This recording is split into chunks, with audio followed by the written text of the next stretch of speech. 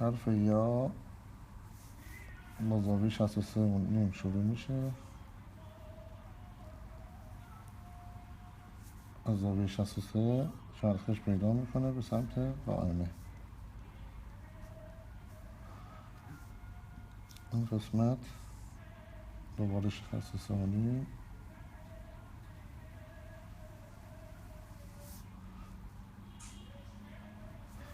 قدری کوچکتر از دوایر نون هست. نون، لام، قاف و عرض اینجا 1.5 عمق این قسمت 1 نقطه، انتهاش هم 1 نقطه پایین‌تر از ابتداش. عین و ه دایره‌های معکوس هستن که به این صورت نوشته می‌شوند.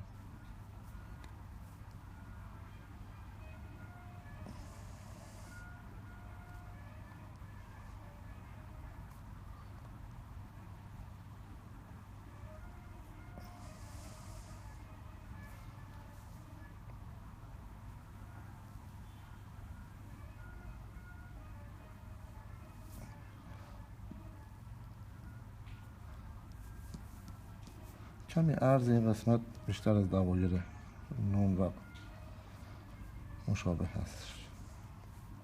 این قسمت هم نصف نقطه باید خارج بشه و حالت تخم موضوع هم پیدا میکنه. این قسمت هم 1.5 نقطه تا 2 نقطه میتونه باشه.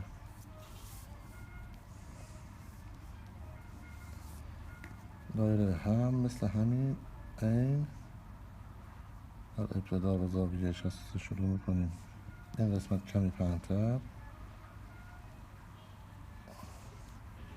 قدم اینجا کمی عمودتر قرار میدیم.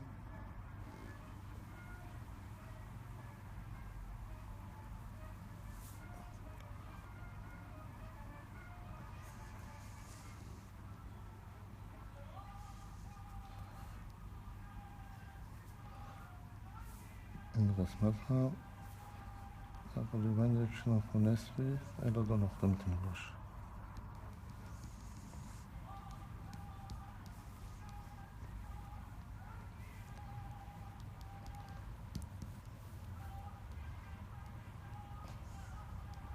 تقدیم دوستان عزیزم.